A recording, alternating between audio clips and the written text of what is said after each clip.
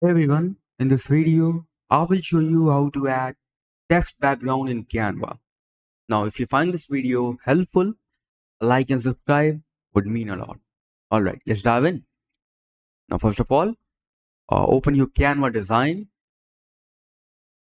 Okay, now just click on the text.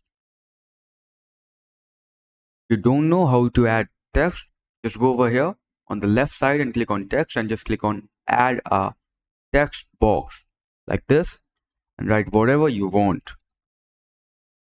Okay, I'm going with this one. Now just click on the text, go over here on top and click on effects. Now in here, go on the left side and scroll down to the bottom and select background. Now here you can see the background is added. You can increase its roundness or decrease it.